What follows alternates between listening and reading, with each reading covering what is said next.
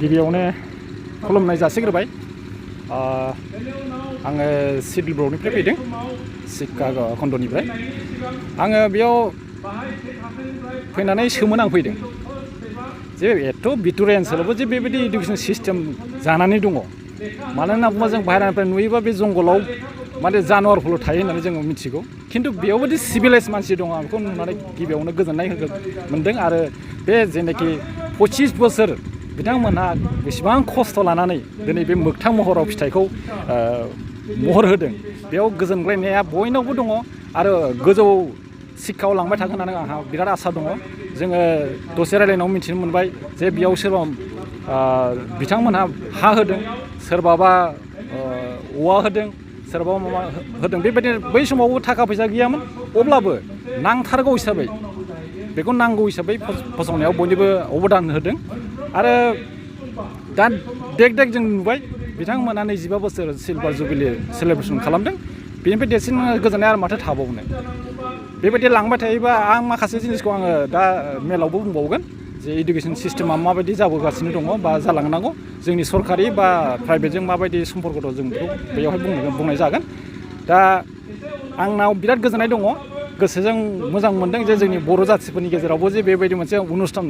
लाखिबोगासिनो दं आरो बे गासिबो करिश्माया जाबाय गोजौनि बाबानि करिश्मा इसोरनि नाम लानानै खुलिनायाव बेयाव जिखुनु दिन माने संकस गैया बा जेननाय गैया आरो बे जै जाथों होननानै आं बे खिनिखौ बुंनाय जाहैबाय आसलथे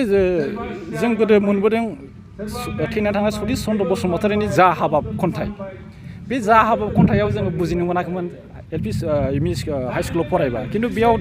धोरोमावबो थानांगौ होनना जोंखौ बुंदों जोंनाव गासिबो दंखाजोबो जाहैबाय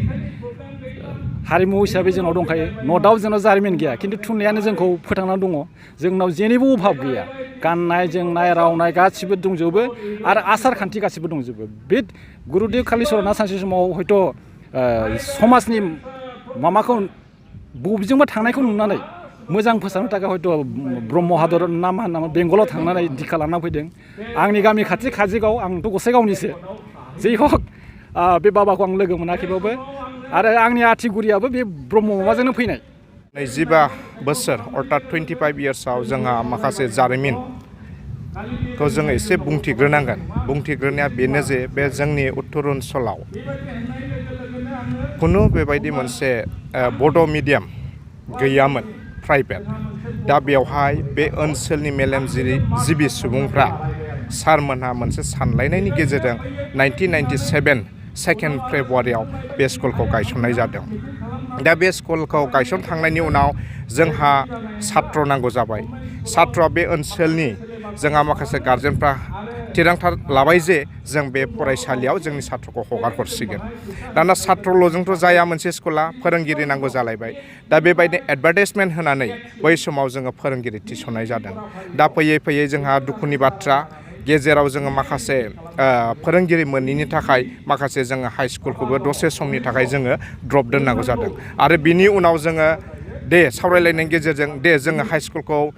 खुलिफिनदिनि होननानै बेखौ खुलिफिननाय जादों आरो गोग्गानाय बाथ्राया बेनो जे जोङो 2015निफ्राय जोङो मेट्रिक आनजाद बे फरायसालिनिफ्राय मेट्रिक आनजाद होनो हादों दा बे मेट्रिक आनजादा जोंना बै दैमालु हाइ स्कुलजों जोङो होनाय जादोंमोन नाथाय नैबे रिसेन्टलि बोसोरनैनि सिगां जोंहा अन रेजिस्ट्रेसन मोनसे मोननायलाय जों गुरुदेव ब्रह्म बर्डिं स्कुलनिफ्रायनो जोंहा मेट्रिक आनजादबो होनो हानाय मोनसे केपासिटि जादों दा बे दिनैनि दिनाव जोङो 25 इयार्सखौ माब्रै पास खालामखो माब्रै थांखो होनोब्ला जों माखासे दैदेनगिरि जाया बे संसाराव गैला रुंसारि जालांबाय दिनै जोङो बिसोरखौ गोसोखांनानै जोङो दुखु मोनदों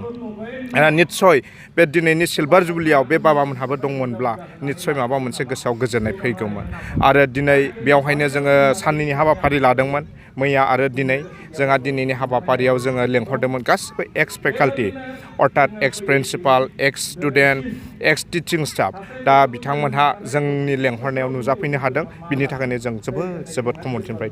गोजोननाय जासिदों